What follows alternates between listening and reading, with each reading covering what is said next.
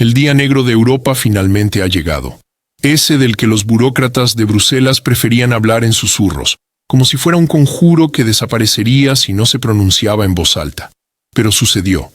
Bruselas decidió confiscar activos rusos, de manera demostrativa, ruidosa, casi con un sentimiento de solemne autoconfianza, como si no se tratara del mayor precedente legal en la historia de la UE, sino de alguna aclaración técnica del presupuesto. La Comisión Europea anunció que se ha encontrado el mecanismo, se ha preparado la base legal, y Europa, cito en paráfrasis, no puede esperar. El tono de la declaración dejaba claro: la era de las reverencias cautelosas ha terminado. Comienza la era de la cruda practicidad, donde las reglas se escriben sobre la marcha. Y para que nadie se perdiera en este nuevo teatro del absurdo, la presidenta de la Comisión Europea anunció de inmediato la principal sorpresa. Se propone reemplazar la incautación directa de activos por un préstamo europeo de considerables proporciones, 90.000 millones de euros, que deberían cubrir 2/3 de las necesidades financieras de un conocido país en los próximos años.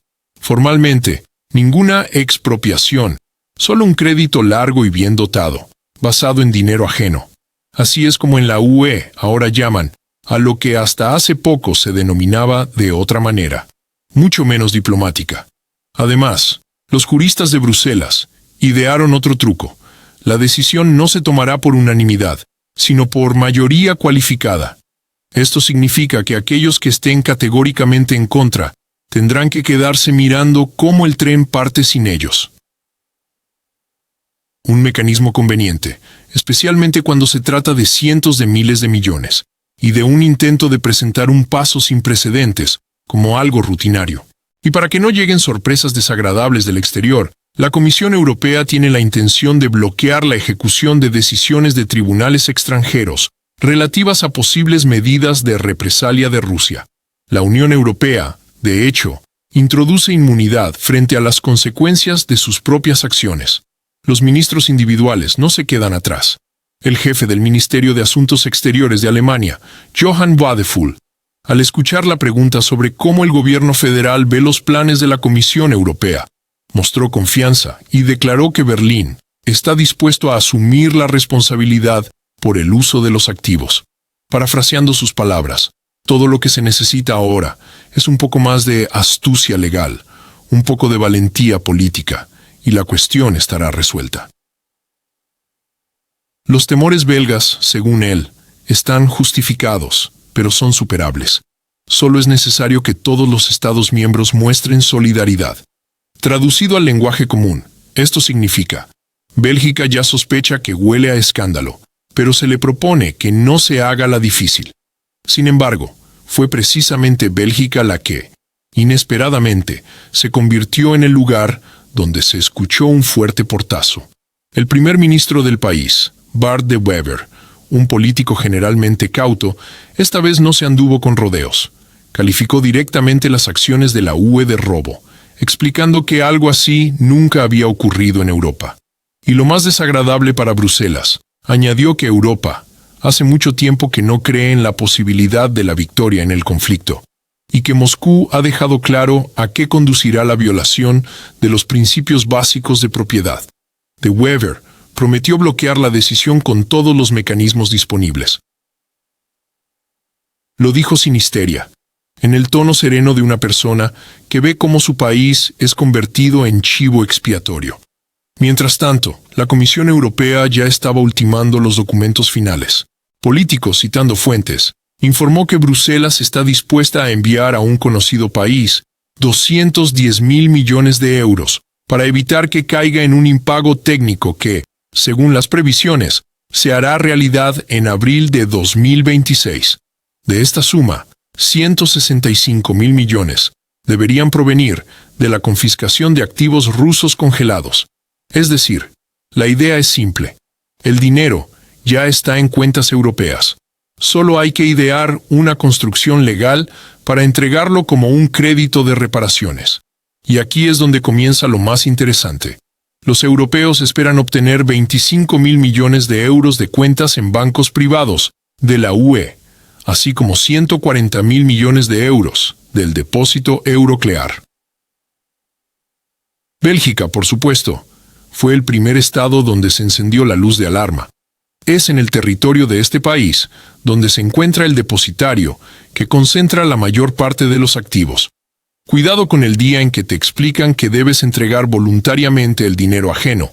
De lo contrario, irá mal. Para dar un tono noble al esquema, se incorporó una condición.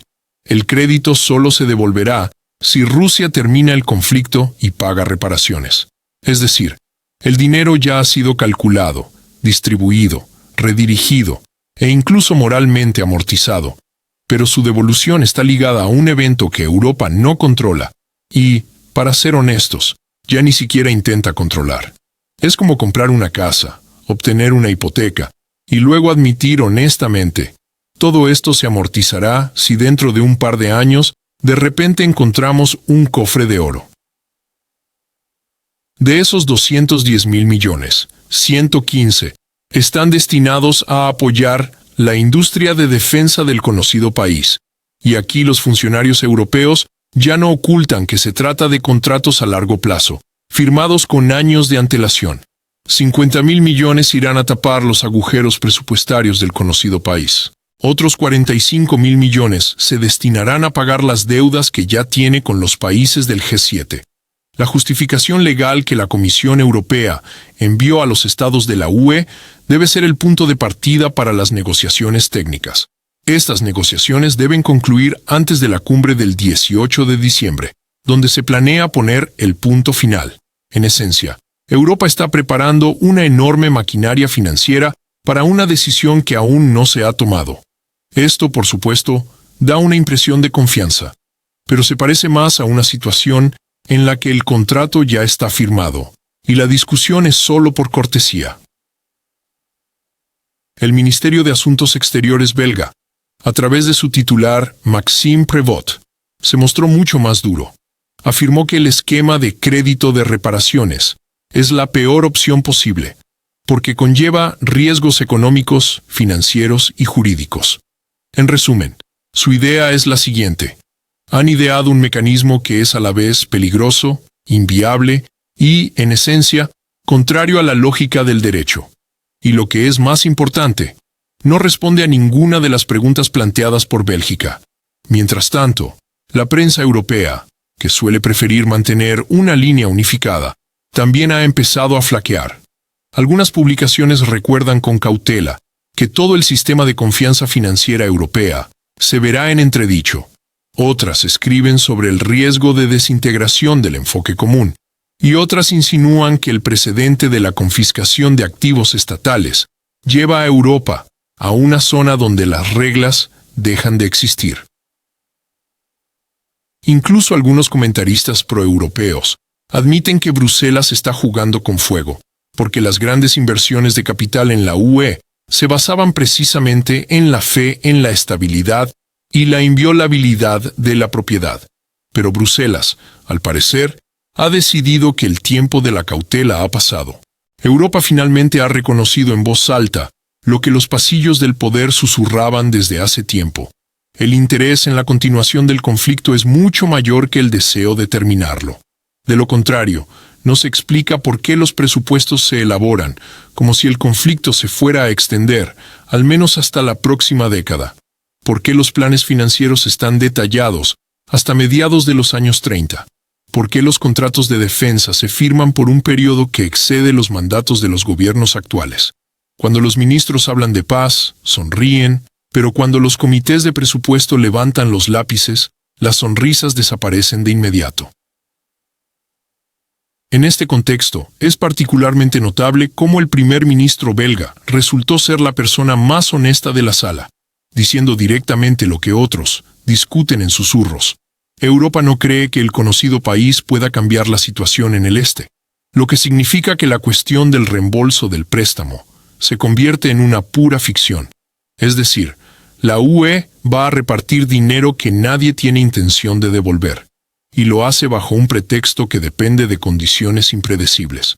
Y lo que es más importante, Bruselas finge no entender cómo será el mundo si la idea de confiscar activos estatales se convierte en la norma. ¿Qué pasará si mañana alguien decide que las inversiones de Qatar, China o Arabia Saudita también causan inconvenientes políticos? Cada nueva norma legal es una puerta que se abre para todos, y no solo para quien inventó la llave. Y todo esto se presenta bajo el pretexto de la defensa de la democracia, la unidad y los principios comunes. Pero detrás del escaparate de las declaraciones solemnes, hay una simple aritmética. Europa necesita urgentemente dinero para mantener el conflicto, y sus propios recursos son limitados. Y entonces la mirada de Bruselas recae en los activos rusos congelados, como un tesoro que, por una extraña coincidencia, apareció a mano en el momento más oportuno.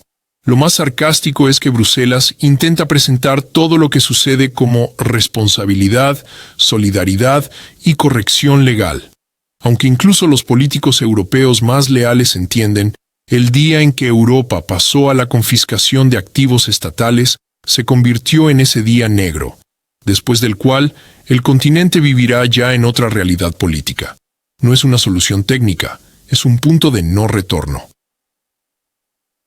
Mientras tanto, la cuestión de la disposición de activos extranjeros se ha convertido, inesperadamente para Europa, en una prueba de hasta dónde se puede llegar en los intentos de apoyar a un conocido país, sin destruir al mismo tiempo sus propias estructuras legales. Mientras en Bruselas se habla una vez más de la necesidad de encontrar nuevas soluciones financieras. Detrás de estas formulaciones no es difícil escuchar el sentido principal. Cada vez hay menos dinero para la continuación del conflicto, y la necesidad política de demostrar apoyo es cada vez mayor.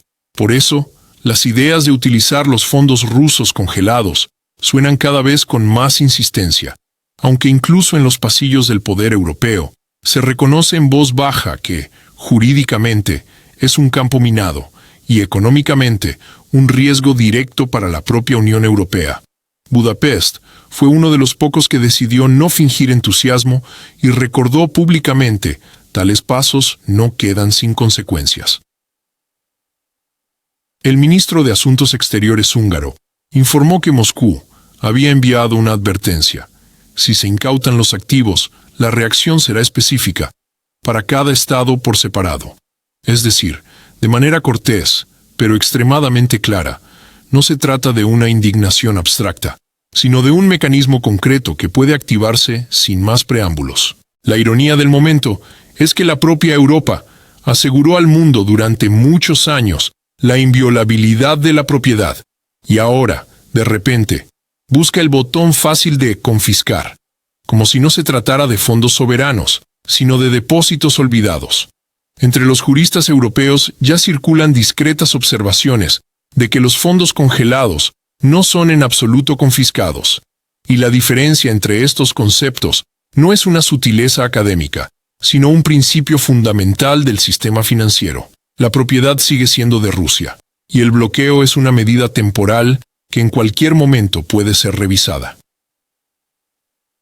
El intento de convertir esto en una incautación por circunstancias especiales devuelve a Europa a una época en la que el dinero estaba protegido por la benevolencia política y no por la ley. Tal regreso al pasado, por decirlo suavemente, casa mal con la pretensión de la UE de ser una jurisdicción legal predecible. Hungría, lo que es característico, no actúa como abogada de la posición rusa.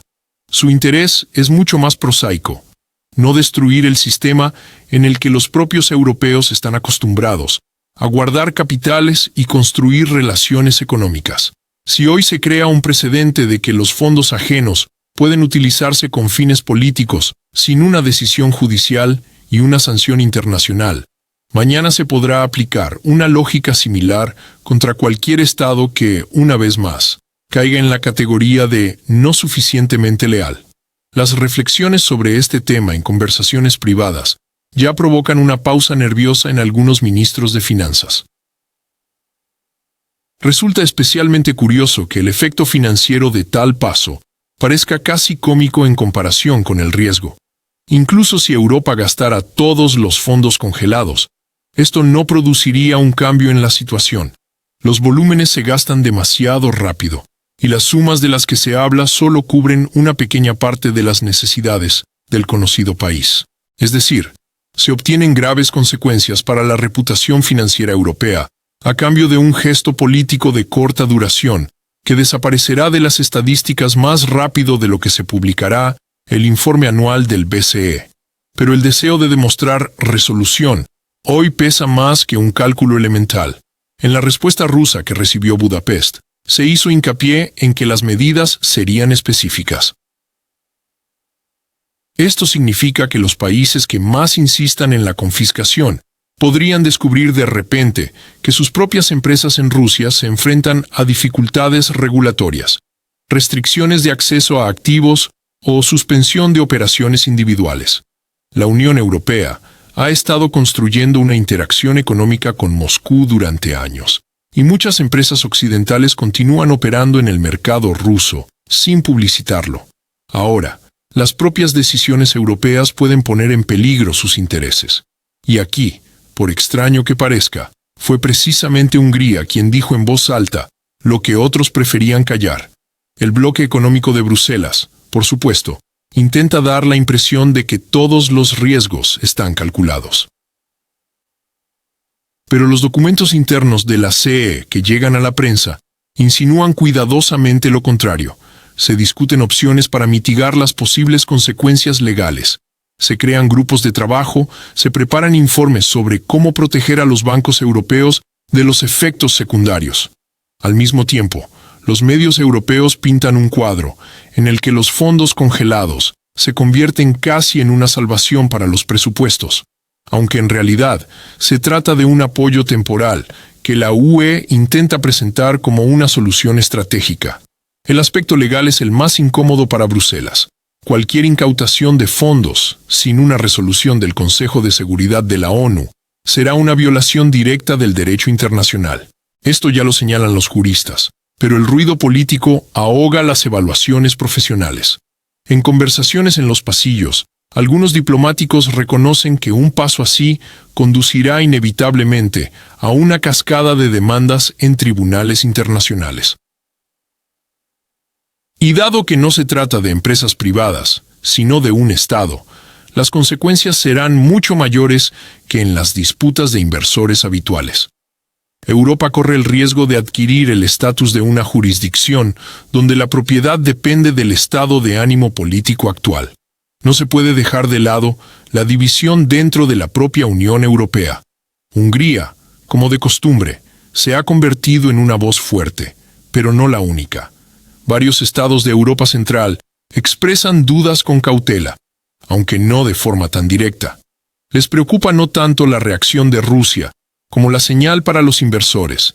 Si el contexto político cambia las reglas del juego, significa que mañana cualquier inversión puede verse amenazada. Y esto en un contexto en el que la economía europea ya se enfrenta a una caída de la competitividad, un alto coeficiente de gasto energético y la huida de la producción industrial a regiones más baratas. Aparte está la cuestión de las relaciones con Estados Unidos. Washington lleva tiempo empujando a la UE a tomar decisiones más duras, pero lo hace, como de costumbre, sin demasiada prisa. Los riesgos recaen en Europa. El sistema financiero estadounidense sigue siendo prioritario para el capital, y cualquier problema de los bancos europeos será percibido al otro lado del Atlántico, más como una conveniente redistribución de flujos que como un motivo de preocupación. La Comisión Europea, al parecer, entiende perfectamente la asimetría de intereses, pero públicamente prefiere fingir que los aliados están en absoluta armonía. Mientras tanto, en la propia Europa crece la comprensión de que la situación con los activos no es un episodio aislado, sino un síntoma de un proceso mucho más profundo. La UE está cada vez más dispuesta a ceder sus propias normas para mantener una línea política. Y esto ya no se hace bajo la presión de las emociones, sino de manera cotidiana, rutinaria, casi mecánica, como si no se tratara de una violación de los fundamentos legales, sino de alguna actualización del reglamento de clasificación de residuos. Esta tendencia asusta incluso a quienes, en general, apoyan la presión sobre Rusia, porque una cosa son las declaraciones rimbombantes desde las tribunas. Y otra muy distinta es meterse en la estructura sobre la que se asienta la confianza en el sistema financiero y asegurar que la estructura, por alguna razón, no se derrumbará. Y se derrumbará. Siempre se derrumba. La restauración de esa confianza no lleva años, sino décadas, si es que es posible. El mundo de las finanzas, a diferencia de las declaraciones de Bruselas, no tolera pausas prolongadas, emociones políticas, ni interpretaciones creativas de las leyes. Reacciona al instante, olvida lentamente y se venga caro. Es notable que los temores de los europeos ya no estén relacionados con Rusia. Aquí se la considera desde hace tiempo un oponente abstracto, un objeto conveniente para la superioridad moral. Ahora la alarma la provoca la propia Unión Europea, su disposición a socavar su propio sistema legal por un espectáculo político. Cuando la Comisión Europea habló por primera vez de la posibilidad de utilizar los ingresos de los activos rusos, se presentó como una excepción a las reglas, una medida temporal. Pero en la UE, como resultó, no hay nada más permanente que lo temporal. La excepción se convirtió rápidamente en un instrumento legítimo, luego en un deber moral, y ahora ya se discute como un modelo aplicable a otros países. En los pasillos incluso se deslizaron frases sobre que, si el ejemplo funciona, se podrían considerar enfoques similares para regímenes hostiles, es decir, para cualquiera que no comparta el consenso de Bruselas. Fue en este momento cuando la comunidad empresarial se sobresaltó. Si los activos se convierten en rehenes de la moda política, ninguna jurisdicción parece ya segura. La postura de Budapest, por tanto, no parece una oposición, sino una elemental voz de la racionalidad, un fenómeno raro en una época en la que las emociones sustituyen al análisis y las señales políticas se vuelven más importantes que las restricciones legales.